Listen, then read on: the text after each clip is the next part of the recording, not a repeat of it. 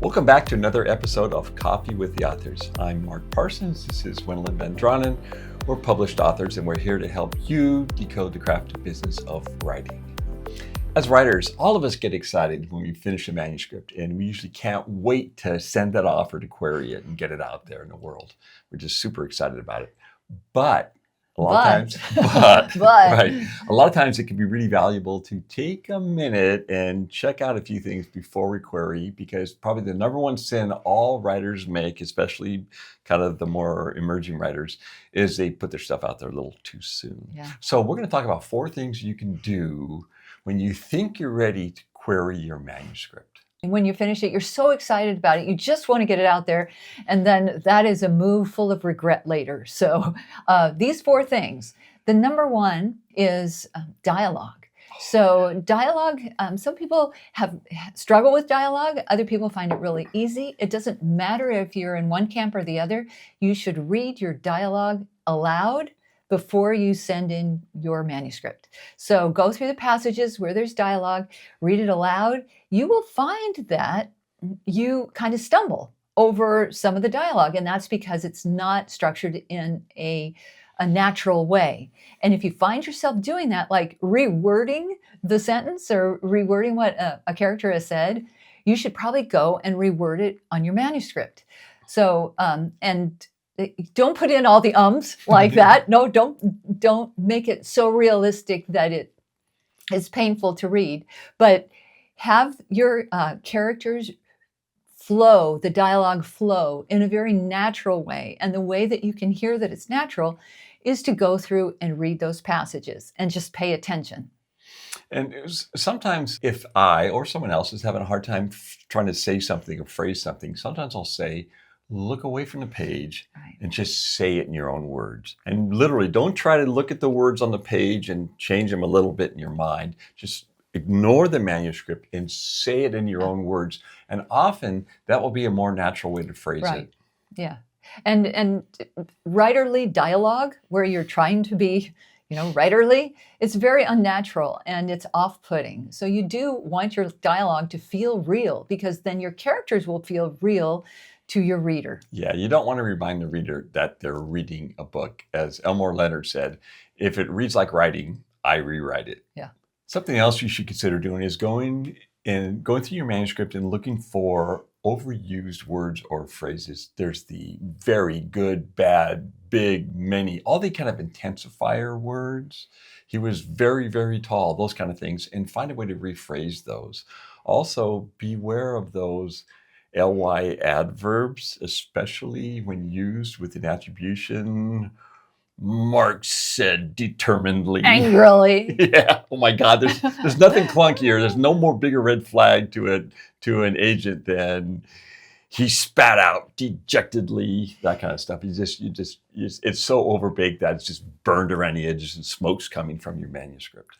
There are lots of little words though that aren't the ly words that you'll find if you do a search for them that you've used them so much. In my last manuscript, my editor went through and I don't know how many reallys.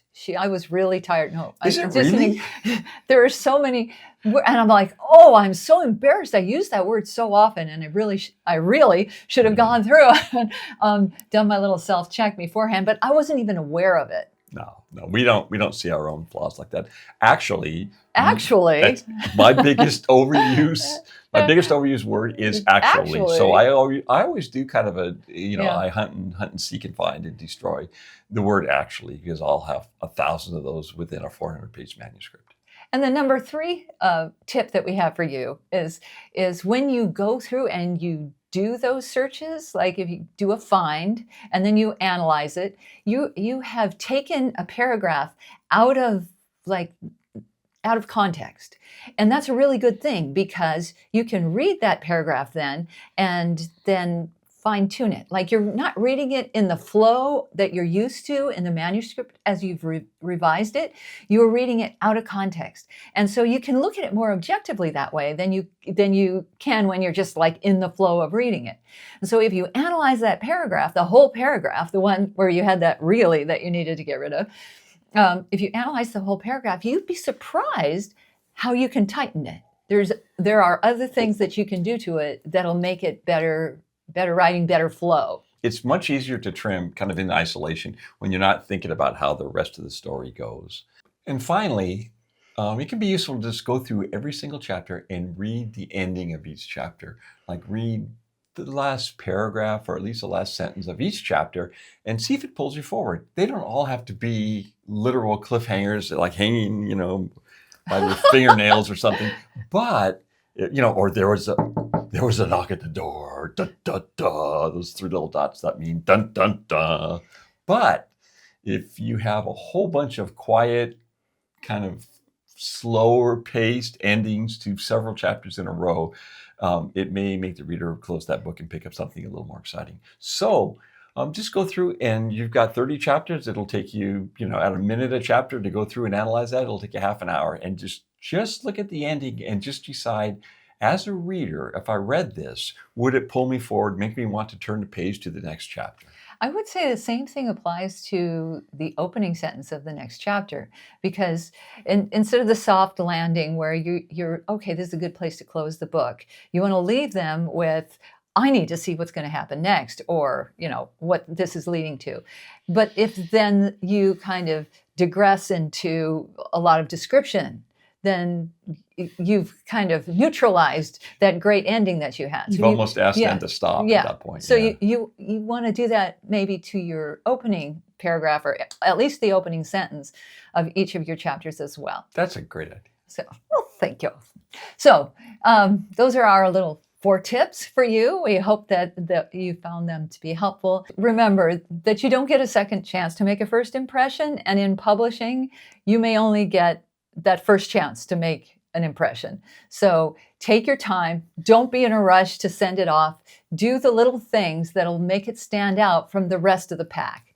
And remember, dream big, work hard, don't give up.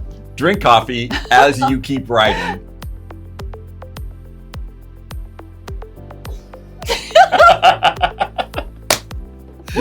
I'm sorry. I can cut that.